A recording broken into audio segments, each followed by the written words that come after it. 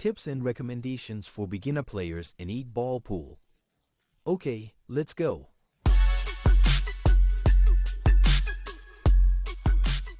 Greetings friends.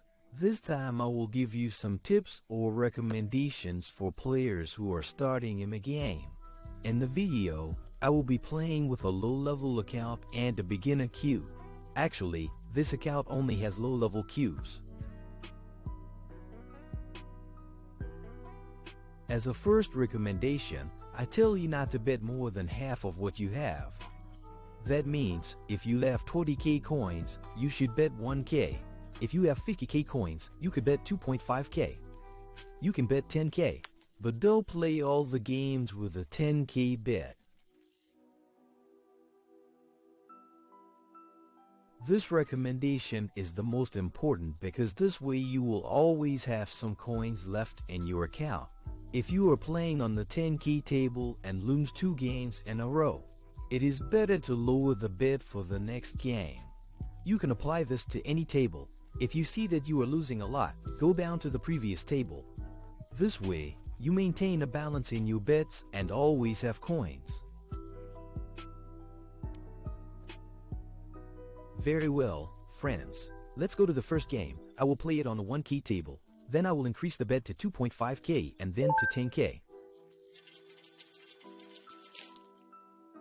This time I got the break here. The ideal is to make a break where a ball pockets and the table is cleared to be able to clean it. I have seen that many players, especially beginners, make the break however the cue ends up on the table. That is a mistake because many times balls may pocket with a break, but generally the table is not cleared enough to be able to sweep it.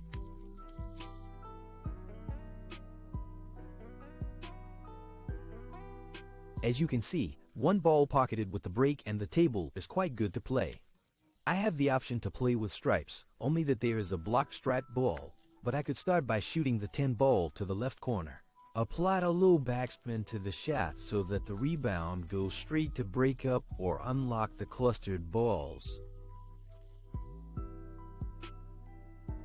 This is something that every player should take into account. When starting a game, you should visualize all the balls on the table.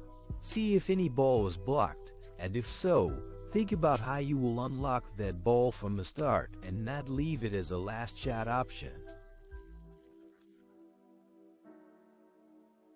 In this example, I could shoot the 10 without spin and give it a gentle hit. The rebound from the white ball may not break up the blocked balls. Then I could shoot the 12, then the 11, then maybe the 14, and then the 15. Now that I have to shoot the 13, I can't because it's blocked and I end up giving away the game. This is a mistake that is often seen in beginner players. They choose shots with open balls, and if they have a blocked ball, they forget about it and leave it for the end. In that game, the opponent abandoned, maybe their internet dropped or they got a call. But the good thing was that they gave me the game.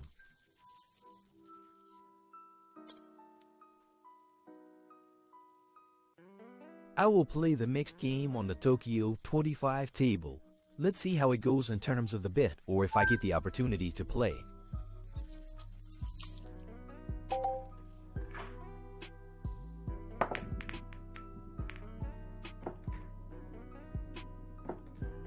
This is the mistake I mentioned. I don't recommend making that break. We could say that it worked for this player because some balls pocketed.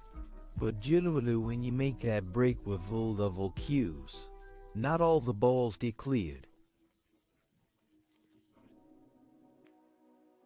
Another very common mistake in beginner players is that they play with a lot of force, which causes them to lose control of the rebounds of the white ball and often end up pocketing it. It is advisable to play with moderate force depending on the distance and position of each shot. It is logical that in some situations the shot will require more force, but not in all cases.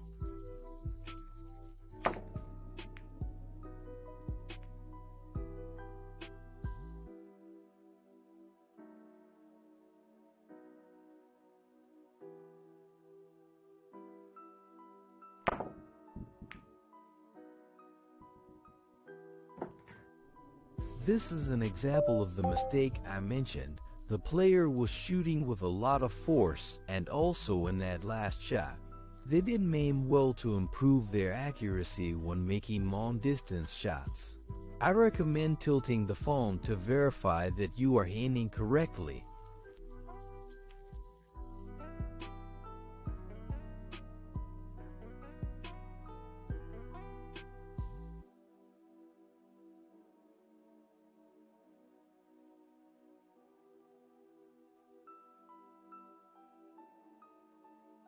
In this first play, what I want to do is free up the 8 ball since it is stuck to one of the opponent's balls. In this play, I end up doing it, but one of the strike balls gets blocked. So the next step will be to try to unlock the shot to the 10 ball. In this shot, if I apply more force to the cue so that the rebound goes straight to hit the opponent's ball, this way I manage to be left with a shot in the middle for the 10 ball.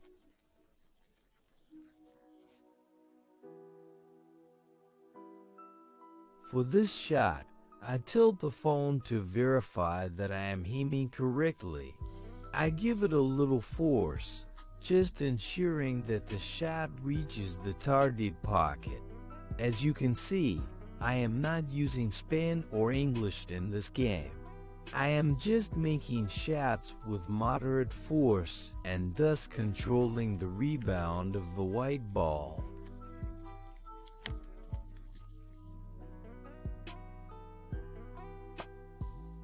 With each shot, you have to think about how the play will continue.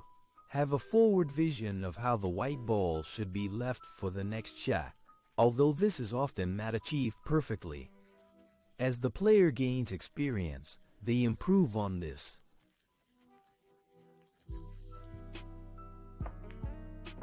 This way you play calmly without making unnecessary maximum force shots. Try not to complicate the games. Well, friends, if you are enjoying this content, I invite you to leave your like. For those who are new to the channel, I invite you to subscribe. I will play the next game on the Las Vegas table with a 10K bet. I think it should be my turn to break since in the previous game it was the opponent's turn.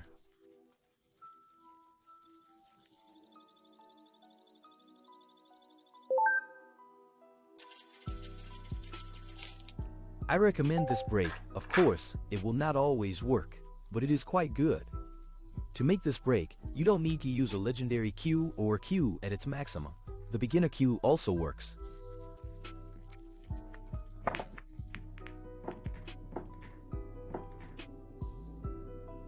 In this game, the table is such that you can play with either of the two options of balls, but here I will play with stripes. In this first shot, if I apply backspin so that the white ball stays in position without jumping too much, and thus be left with a shot to the 14 ball.